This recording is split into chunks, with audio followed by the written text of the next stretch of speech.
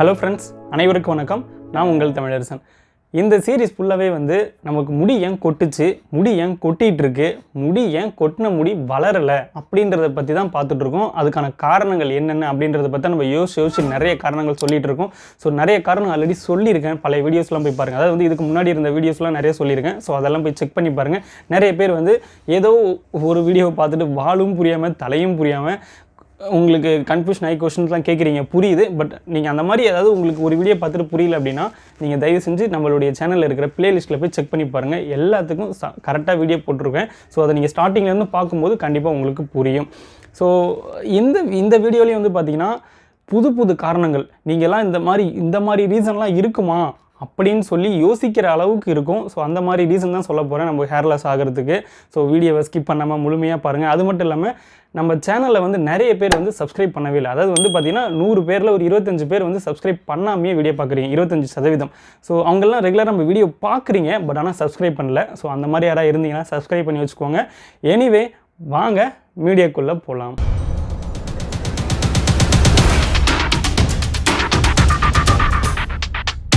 நம்மள நிறைய பேர் ஹேர் லாஸ் ஆனவங்களுடைய தலையில் செக் பண்ணி பார்த்தீங்கன்னா ஹேர் லாஸ் மெயினாக எந்த இடத்துல அதிகமாக இருக்குது அப்படின்னு பார்த்தீங்கன்னா, இப்போ நம்மளுக்கு தலையில் சென்டர் பிளேஸ் இருக்கு இல்லையா, ரவுண்ட் ஷேப்பில் இருக்கும். ஸோ அங்கே தான் பார்த்தீங்கன்னா நிறைய பேருக்கு சொட்டு அதிகமாக இருக்கும்.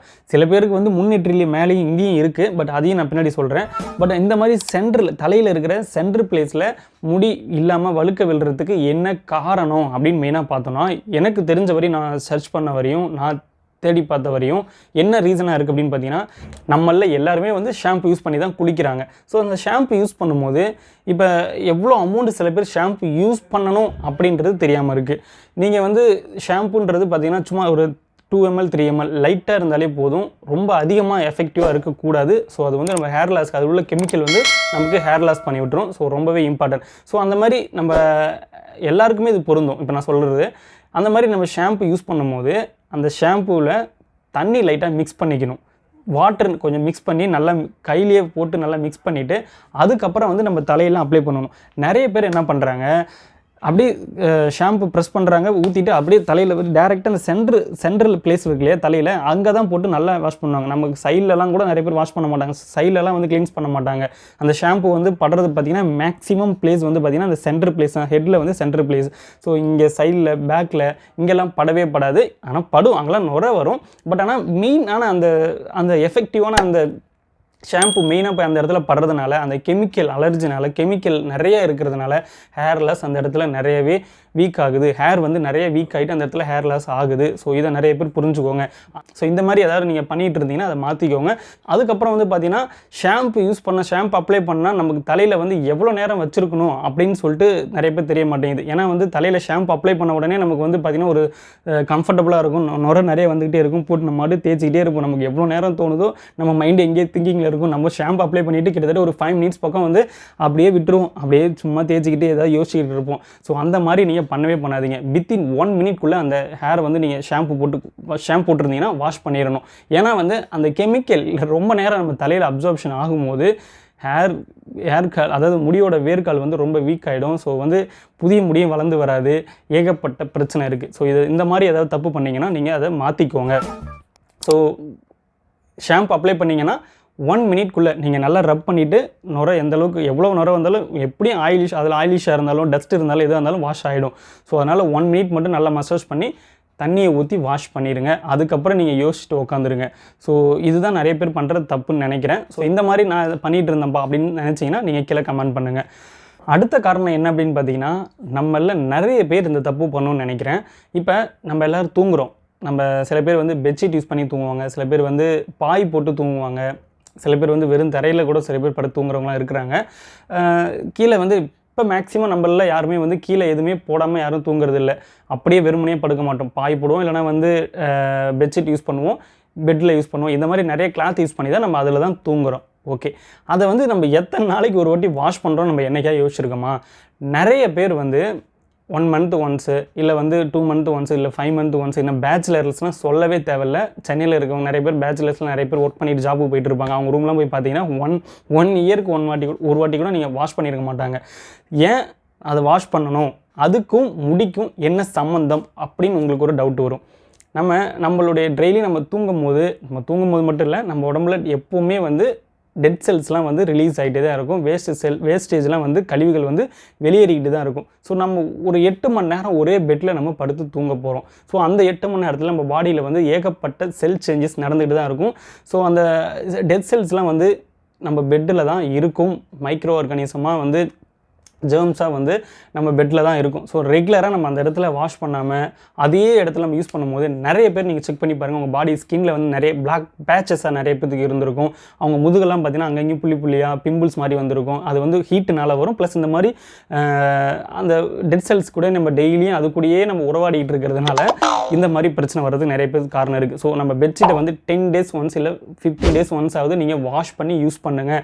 அப்போ தான் அந்த டெட் செல்ஸ்லாம் அந்த ஜெர்ம்ஸ்லாம் போயிட்டு நல்ல நியூவாக இருக்கும். ஸோ அந்த இடத்துல ஆரோக்கியமாக அந்த இடத்துல கிருமிகள்லாம் இல்லாத பட்சத்தில் நமக்கு வந்து ஹேருக்கு எந்த பிரச்சனையும் இருக்காது. முக்கியமாக சொல்லணும்னா நிறைய பேர் வந்து இந்த படுக்கிற பில்லோ அது அப்படியே நிறைய பேர் எண்ணெய் வச்சுட்டு அப்படியே தூங்குவாங்க. அந்த ஸ்வெட்டிங்கோட தலையில் என்ன அழுக்கு இருக்கோ அப்படியே தூங்குவாங்க. அது எல்லாமே பில்லோவில் இருக்கும். அந்த பில்லோவை தான் ரொம்ப நாள் வாஷ் பண்ணாமல் யூஸ் பண்ணுவாங்க. ஸோ அதனால் முடிக்கு வந்து நான் நிறைய வாட்டி சொல்லியிருக்கேன், அதுக்கு என்ன சம்மந்தம், நிறைய என்ன டவுட் வரும் உங்களுக்கு.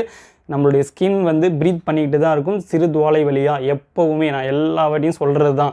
ஸோ அந்த மாதிரி ப்ரீத் பண்ணும்போது இந்த மாதிரி இருக்கிற ஜெர்ம்ஸ்லாம் வந்து நம்மளுடைய ஸ்கின்னில் போய் அப்சர்ப்ஷன் நடக்கும்போது அந்த இடத்துல வந்து புதிய செல், அதாவது புதிய முடி வளர்ந்து வராமல் போகிறதுக்கு அந்த இடத்துல செல்ஸ்லாம் வந்து டேமேஜ் ஆகிறதுக்கு நிறையவே சான்ஸ் இருக்குது. ஸோ இந்த மாதிரி ஏதாவது நீங்கள் பண்ணிகிட்டு இருந்தீங்கன்னா நீங்கள் மறக்காமல் பெட்ஷீட்டை நீங்கள் இருக்கிற பிளேஸில் வந்து சுத்தமாக வச்சுக்கிட்டு பெட்ஷீட்லாம் வாஷ் பண்ணி யூஸ் பண்ணுங்கள்.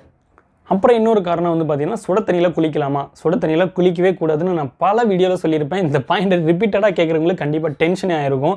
ஸோ தலைக்கு வந்து தலைமுடிக்கு சுட தண்ணி ஒத்துக்காது. முடி வந்து ஹேர் ஃபால்னு அதிகமாகும். ஹேரை வந்து ஸ்கேல்ப்பை வந்து இன்னும் ட்ரை பண்ணிவிடும் இந்த சுட தண்ணி.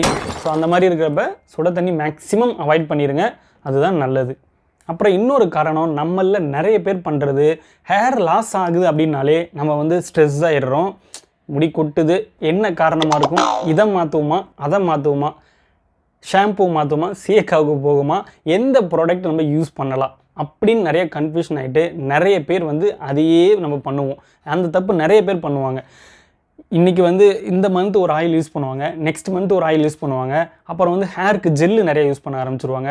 அப்புறம் வந்து ஹேர் பேக் போடுறேன், நான் வெங்காயத்தை அப்ளை பண்ணலாமா, கருவேப்பிலை அப்ளை பண்ணலாமா, சட்டியை அப்ளை பண்ணலாமா அப்படின்னு சொல்லிட்டு இந்த மாதிரி ஹேர் ப்ராடக்ட்ஸ் எல்லாமே மாற்றி யூஸ் பண்ணுறதுனால நமக்கு வந்து ஸ்கின்னு வந்து அவ்வளோ சீக்கிரம் அடாப்ட் ஆகாது. நீங்கள் உங்கள் நினச்சதெல்லாம் நீங்கள் யூஸ் பண்ண ஆரம்பிங்க. ஈவன் சோப்புமே நம்மளுக்கு ஸ்கின், நிறைய பேர் வந்து சில பேர் சோப்பெலாம் மாற்றிட்டே இருப்பாங்க. ஸ்கின் உங்களுக்கு அடாப்ட் ஆகாது. அது ஒரு வகையில் வந்து நமக்கு சைட் எஃபெக்ட்டை கொடுக்கும். ஏதாவது ஒரு வகையில் நம்ம சைட் எஃபெக்ட் கொடுக்கும். நம்ம ஒரு ரெகுலராக ஒரு ப்ராடக்ட் யூஸ் பண்ணுறோன்னா அந்த ப்ராடக்டை யூஸ் பண்ணுங்கள். சடனாக நம்ம வந்து மாற்றுறது, இப்போ நேச்சுரலாக ஒரு ப்ராடக்ட் இருக்குன்ற பட்சத்தில் உங்களுக்கு நல்லா இருக்குது அப்படின்ற பட்சத்தில் ஓகே. இப்போ ஒரு எக்ஸாம்பிள் நான் சொல்கிறேன். இன்றைக்கி வந்து ஹெட் அண்ட் ஷோல்டர் யூஸ் பண்ணிகிட்டு இருக்கீங்க ஷாம்பு. ஸோ வந்து என்னால் அது ஹேர் லாஸ் அதிகமாக இருக்குது, ஹெட் அண்ட் ஷோல்டர் போட்டால் ஹேர் லாஸ் அதிகமாக இருக்குது நிறைய பேர் சொல்லியிருக்காங்க. ஸோ நம்ம வேறு மாற்றுவோம். அதனால் க்ளீன் ப்ளஸ் ஏதாவது ஒரு ஷாம்பு இல்லை சிக் ஷாம்பு ஏதாவது ஒன்று நம்ம மாற்றி பார்ப்போமே அப்படின்னு சொல்லிட்டு அடுத்த ப்ராடக்ட் நீங்கள் மாற்றுவீங்க. ஸோ அது வந்து உங்கள் ஸ்கின்னில் அடாப்ட் ஆகாது. அதுக்கு கொஞ்சம் அதனால சில பேருக்கு அப்படியே ஹேர் லாஸ் ஆகிட்டு இருக்கும். ஸோ இப்படியே பண்ணி அவங்க தலையில் ஹேர் இல்லாமல் பண்ணிடுவாங்க. ஸோ அந்த தப்பை யாரும் பண்ணாதீங்க. ப்ராப்பராக என்ன ரீசன்னால் நமக்கு ஹேர் லாஸ் ஆகுது அப்படின்னு தெரிஞ்சுக்கிட்டு நீங்கள் வந்து ஹேர் ப்ராடக்ட் யூஸ் பண்ணுங்கள். நீங்கள் அப்புறம் கேட்பீங்க, எந்த ஹேர் ப்ராடக்ட் யூஸ் பண்ணுறது, எந்த ஷாம்பு யூஸ் பண்ணுறது, எது நமக்கு நல்லது அப்படின்னு கேட்பீங்க. நான் உண்மையாலுமே சொல்கிறேன், நேச்சுரலாகவே எந்த ஒரு ஷாம்புமே வந்து பார்த்திங்கன்னா கெமிக்கல் ப்ராடக்ட் இல்லாமல் கிடையாது. நீங்கள் எந்த ஷாம்பு யூஸ் பண்ணாலும் அதில் நுரை வரும். அதில் நுரை வர்றதுக்கு நிறைய கெமிக்கல் ஆட் பண்ணால் மட்டும்தான் அந்த மாதிரி ஒரு நுரை வரும். ஸோ அப்போ எல்லாத்துலேயும் கெமிக்கல் இருக்கும். பர்சன்டேஜ் வேணால் வந்து டிஃப்ரெண்ட் ஆகும். ஒரு சில பேருக்கு வந்து ஒரு சில ஷாம்பில் வந்து 5%, 10% இந்த மாதிரி டிஃபர் ஆகும். பட் ஆனால் நீங்கள் எந்த ஷாம்பு யூஸ் பண்ணாலும் சைடு எஃபெக்ட் இருக்குது அப்படின்றத மறந்துடாதீங்க. ஸோ ஷாம்பு யூஸ் பண்ணுறவங்க வீக்லி 2 டைம் யூஸ் பண்ணிங்கன்னா தப்பே கிடையாது. அதனால் உங்களுக்கு ஹேர் லாஸ் பெருசாக இருக்குமா அப்படின்னு கேட்டிங்கன்னா கண்டிப்பாக கிடையாது. வேறு ரீசன் தான் இருக்கும். நிறைய பேர் ஒரு டைலாக்லாம் சொல்லியிருப்பாங்க, காலை வெயில் கழுதைக்கு நல்லது, மாலை வெயில் மனிதனுக்கு நல்லது அப்படின்னு சொல்லிட்டு போட்டுருவீங்க. தெரியவே தெரியாது நமக்கு. இங்கே போடுவோம் நம்ம பண்ணுற போது. ஸோ அந்த கெமிக்கல் அதனுடைய ரியாக்ஷன்ஸ்னால அந்த இடத்துல புதிய முடி வளர்ந்து வராது, பேபி ஹேர்லாம் வளராது.